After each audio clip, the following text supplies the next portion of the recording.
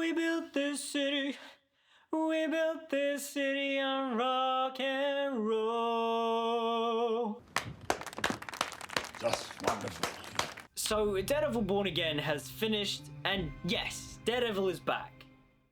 Or is it? When it comes to Daredevil Born Again, I think overall, I enjoyed it a lot. Now, when you compare it to the Netflix show, and yes, I will be comparing it to the Netflix show because the show in itself is trying to remind you of the Netflix show. But at the same time too, it's trying to be its own thing, and sometimes trying to be its own thing works, and other times it doesn't. And in this weird sort of way, it's like the show is this weird Frankenstein's monster of two shows. The original show that Marvel Studios was trying to make, which in many ways was a soft reboot, it wasn't really connected to the Netflix show. But then also we get to the later episodes, which is all basically a reworked version of the story to make it fit more into the Daredevil Netflix universe. And the thing is that you can tell that this is two separate shows stitched together, but at the end of the day, I didn't hate that. Now, in case you haven't seen my video on the first two episodes, it's linked up there. But also, too, in terms of additional thoughts on the first two episodes, because I've rewatched them, I like them for the most part. Episode 1 is messy because it is, like, reshot footage, but also it's the old footage, like, merged together. But then at the same time, too, especially with the first episode, you feel like all the additional material doesn't really fit into the show until you get to the last two episodes, but you go, oh, so this reworked beginning fits in with the reworked ending for the show. And realistically, the thing that's keeping every episode together is this little horn that Matt keeps fiddling around with. It's just like he keeps thinking to himself, oh, am I going to be Daredevil again? Karen found like the broken piece of my helmet. Am I going to be Daredevil again?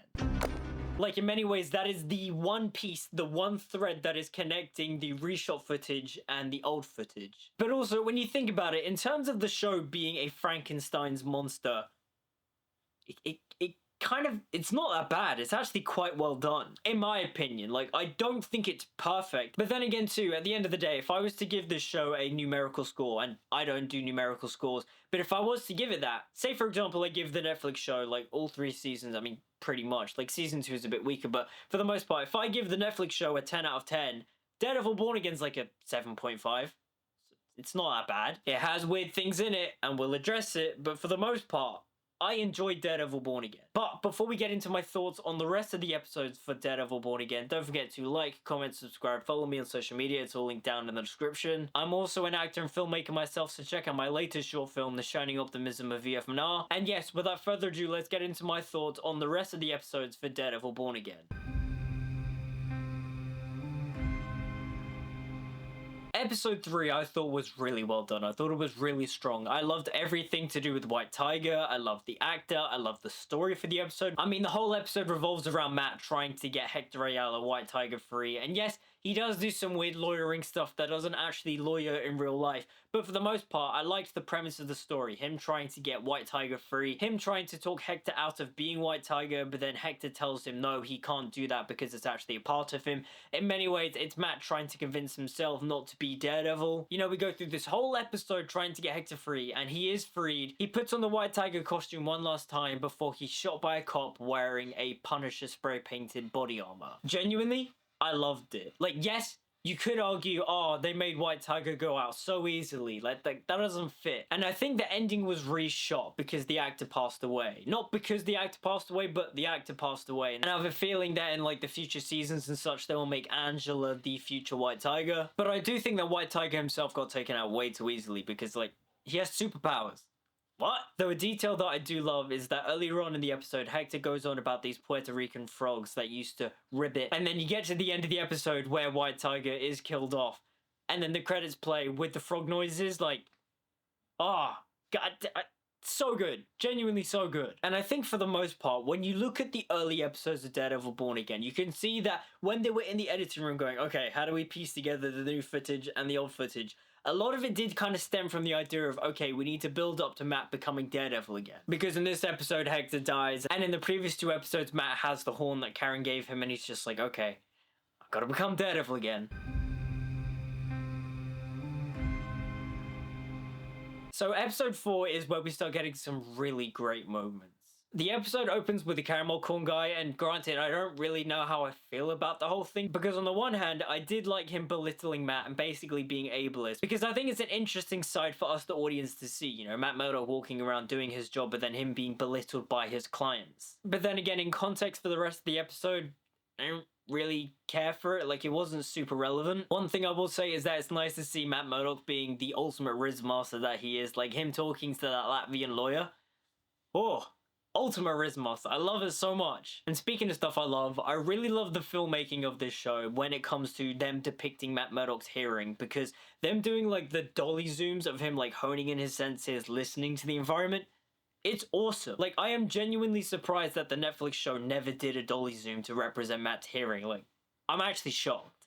And then we get to the Punisher and Matt Murdock scene, and I loved it. It's fantastic. It's a brilliant moment. Just that scene is so rewatchable. It's so quotable. The performances from John Bernthal and Charlie Cox are just amazing. I ain't hiding from shit. You walked in that door. Your next kill? I do not have time for your candy-ass hero shit. But I do not have time for your candy-ass hero shit. Also, fun little detail is that Matt Murdock has like a neck fetish, because when, you know, he punches Punisher, he like also grabs him by the neck and it's just like, I apologize. You hate yourself. He's eating you up because you ain't done a goddamn thing about it. God damn it, God damn you. And then when you go back to Daredevil Season 2 and he's getting, you know, busy with Elektra in Foxwell's gym, grabs her throat. I don't know if that was an intentional detail, but that's something I noticed. He got life! How about old Foggy? He got life? He got life! How about old Foggy? He got life.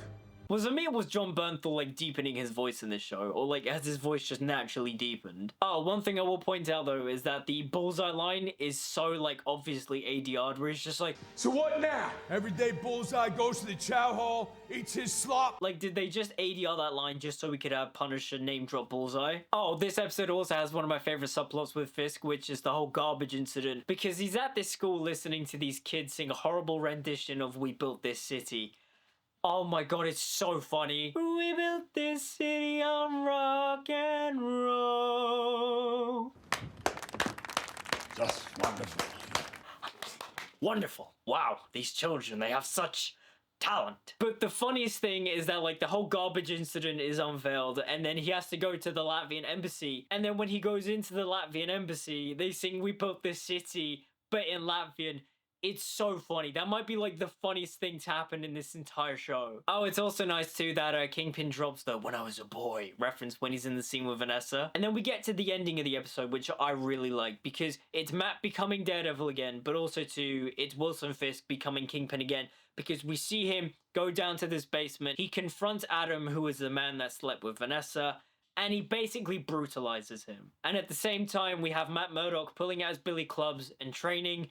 And I won't lie, I got massive Ben Affleck Daredevil vibes, and I kind of dug it. I kind of wish they committed and actually played Evanescence in that scene. Wake me up inside.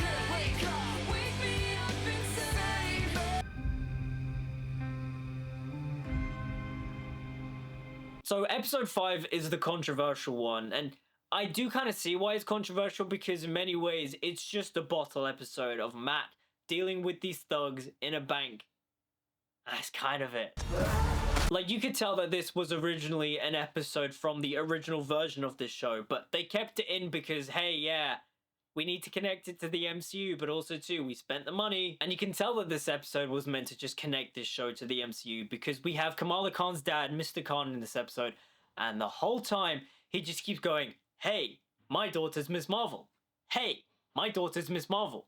Hey, I'm Miss Marvel's father. Like, I didn't think it was a bad episode. I enjoyed it, but it's kind of irrelevant. And in many ways, I wish that they flipped episodes 4 and 5 around, because it kind of hinders the momentum of Daredevil becoming Daredevil. Overall, I liked this episode because, yes, Matt is finally Daredevil. Daredevil is back. Like, this episode basically just builds up to Matt putting on the devil costume again. And it's so good. I love the moment where Angela gets kidnapped by Muse, and then Matt's just like, could let the police deal with it, but fuck it, I'm gonna become Daredevil again. And then he puts on the costume. Fuck it. Though two things I will say. One, we should have gotten a suit up scene because yes, we should have actually seen Matt put on the Daredevil costume again. And two, they've really got to work on the shot of Matt swinging through the city because what are we doing here? The CGI is so off, and not to mention too, some of it is kind of unnecessary because like, you could do half of these practically. Like even going back to episode 1 when like Matt's running across the rooftops, it's like, why is this CGI? I don't get it. Like you can have a stuntman doing this. Like, what are we doing here? Now, speaking of Muse, I think Muse visually is really unsettling. Like on screen, the costume, creepy, his layer, creepy. The problem is that Muse as a concept for this show, in paper, is creepy and cool. However, Muse gets nothing to do. Like genuinely, it's like he's in the first episode as like a cameo, then he's in this episode, and then he's in the next episode, and then he's gone. But when Daredevil shows up in the subway to beat up Muse, aside from the weird CGI shot of him like lunging at the camera, it was so good. It was so euphoric. Him coming in with the Daredevil theme where it's all like da, da, and he's like beating up Muse and stuff. Loved it. Though one thing that I have on further rewatches is that the more the new intro plays, the more I kind of get annoyed by the fact of the Newton Brothers score is good. Their reorchestration of the Daredevil theme, like with the organs and stuff, is cool. My only issue is that they've sped up the Daredevil theme. Like there isn't a beat missing in like the main chorus of the da da da da da da da da da da da. It just goes straight into da da da da da. It's like, no, there's supposed to be a break. It's a nitpick, but it kind of irritates me. And I really like the new Daredevil costume. Like I think it's really good. My only issue is where are the double Ds? Like the one thing I would have added to this costume aside from a bit more red to improve it is just give him the double Ds. Like I really don't know why he doesn't have the Daredevil logo on his chest. I don't get it. One of the things I really liked in this episode was seeing Kingpin's reaction to Daredevil coming back, because the way Vincent D'Onofrio plays it is so good. It's like a mixture of like this tantrum, this childish tantrum, but also to this kind of like cold and cool intellect. Like he wants to be calm and collected, but at the same time too, he can't help but almost throwing a tantrum, just like, ah, Daredevil's back. One scene that kind of stood out to me and I thought was kind of ironic, I guess, was the scene between Matt and Heather in the apartment where Matt was basically just like, this whole thing, my way of life right now, this all just feels fake. Like, I don't know if they shot this scene post-overhaul, but it kind of felt like, you know, a metaphor for this show in general. We don't have Karen, we don't have Foggy, we don't have a lot of the recognizable iconography from the Netflix show. So in many ways, this show feels fake. And then we get to the battle in Heather's office between Daredevil and Muse, and visually, I think it's stunning. Granted, it's edited pretty shoddily, but like the actual imagery of like the blood flying everywhere in Heather's like white office, like when it's streaking across the ground and on the walls and stuff, we get some really artistic shots. And then the show kills off Muse, and it's pretty disappointing because he's only in like 3 episodes, and 1 episode he's a cameo. And when you compare the show version to the character in the comics, I mean, I haven't read many Daredevil comics with Muse in, but researching Muse and seeing his power set and how he's able to actually mitigate Matt's radar senses, that's really cool. And the show does nothing with it, they just kill him off. That's what I mean when I say that like Muse visually is really cool for the show, but the show does nothing with the character. Something cool that the show does is that it makes Vanessa a bit more prominent in the crime mob elements. Take for example the scene where Luca is trying to kill Fisk, but in many ways Vanessa got Buck to kill Luca, and I like the way that it plays out in the sense of that I feel like Vanessa and Fisk planned that to get rid of Luca, and I kind of like how they're kind of working as like the Kingpin and the Queenpin. Like I don't actually think that was Vanessa trying to kill Wilson Fisk and trying to take over.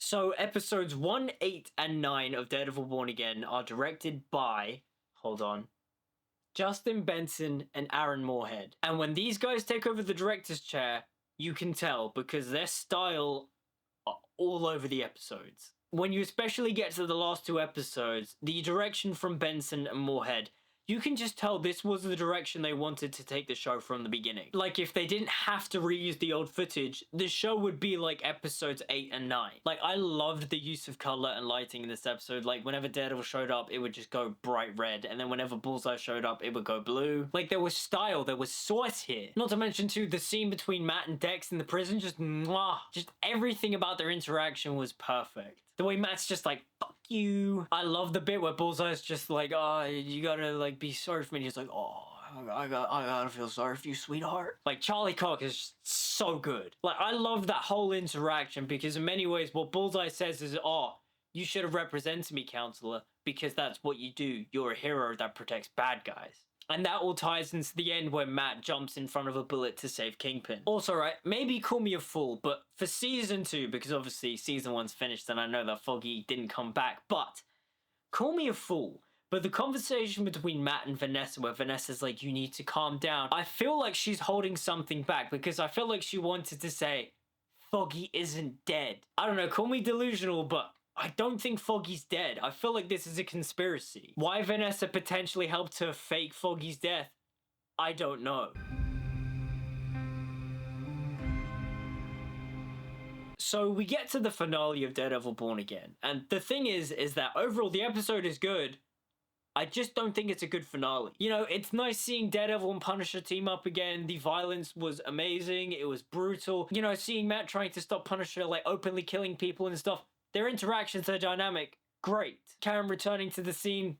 Great. Though the one thing I'm not entirely sure how I feel about is the whole Frank, Matt, and Karen love triangle because, like, I don't know. I just like the idea of Matt and Karen being together. That's kind of it. Like, I don't need this, like, triangle that they're kind of, like, making. Because, like, the scenes between Matt and Karen are so, like, sweet. They're so tender. But also, too, they are, like, nicely referencing the Netflix show. Like, you know, Matt pulls out the avocados at Law.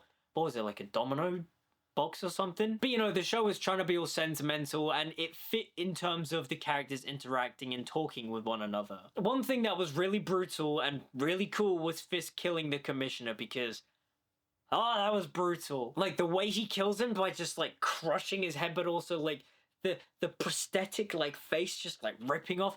It was brutal, but it was so good. I love how, like, that was a reference to the comics because that's something Kingpin would do, especially, like, Ultimate Kingpin. He would just grab people by the head and just, like, crush their skulls in. And I liked the way the show kind of, like, adapts it by just having him, like, rip off, like, the commissioner's head. It's brutal. And, you know, Fisk is establishing his anti-vigilante task force. He set up martial law in the city, making it almost impossible for vigilante justice to happen in New York. And the thing that I thought was so funny was how Matt was just like, we need an army. And then you think, like, oh yeah, they're gonna assemble the Defenders, like Iron Fist, Jessica Jones, Luke Cage, they're all gonna show up. But no, it's just Matt walks into Josie's bar, and there's a cop, and there's another cop, and then there's Cherry, and it's like, great army you got there, Matt. You're really gonna beat Kingpin. I don't know, maybe the Defenders are being saved for season 2, because, like, there's multiple rumors always circulating that they're gonna show up in Daredevil Born Again season 2. Though, something that is kind of funny is, where's Spider-Man in all of this? Like, they reference him in episode 1 or 2. And obviously, due to, like, legal contractual rights, Spider-Man can't appear in this show. But, like, you know, why reference him if you can't include him? I mean, the right situation is funny. Like, don't take that as, like, a legitimate complaint. But, like, yeah, it's just pretty amusing that Spider-Man can't show up in the show. Maybe he can. Maybe Sony and Marvel do something. They make, like, a little partnership or something. But I doubt it. Oh, also, the post-credit scene with Punisher escaping was stupid. Like, he does this whole big speech, which I actually quite liked, which was Punisher going, oh, all you cops, you corrupt cops, that wear my symbol thinking that you know my pain, thinking that you know what I stand for. Screw you, you guys, you don't understand my pain, you're not affiliated with me, get out of here. Basically taking the real life controversy of the Punisher symbol in real life and addressing it in the show. I really liked that. However, when it comes to the post-credit scene, one of the cops who witnessed Frank go on this big freak out of just like, you don't know my symbol, you're not affiliated with me, you guys, you suck. He just starts like talking to Frank and is like won over, and then like Frank just like breaks his arm. Basically setting up his Disney Plus special where, you know, it's gonna be like an hour-long special of the Punisher just being the Punisher. But just the way that scene played out, it was stupid, especially considering the previous scene where Frank's just like, you guys are losers. You know nothing about me. You're not affiliated with me. I hate you guys. Like, you guys suck. I don't know. It was just kind of dumb. But to wrap things up, Daredevil is back. Yeah, I would say Daredevil is back. Like, again, when it comes to Daredevil Born Again, I didn't hate the show. I quite liked it. If I say the Netflix show is a 10 out of 10, then Daredevil Born Again is like a 7, 7.5. More of it works for me than doesn't work for me. And that's the thing, I'm looking forward to season 2 a lot more because it's just gonna have a consistent vision throughout it. Daredevil Born Again season 2 is not gonna be this weird Frankenstein's monster. It has a showrunner, it has a writing team, there's not gonna be like a creative overhaul or anything. It's just gonna be more of the good stuff from Daredevil Born Again. So yes, I'm looking forward to Born Again Season 2. And that's the thing, when it comes to Daredevil Born Again Season 1, there is a lot going for it. Like, the cast, solid. There is some really cool filmmaking most of the time. Aside from the color grading and certain shots, for the most part, I think Daredevil Born Again, pretty good looking show. Like, at the end of the day, if I was to give Daredevil Born Again a thumbs up or a thumbs down, I'm giving it a thumbs up. I liked it. It's not the Netflix show. It can get there, but it's just nice to see the Daredevil world back in it, them trying to integrate it into the MCU, but then also too setting up the potential for better storytellings in the future seasons. But those were my thoughts on Daredevil Born Again. What did you guys think about it? Let me know in the comments down below. Like, comment, subscribe, follow me on social media, all the good stuff. Until we meet again, see you guys next time.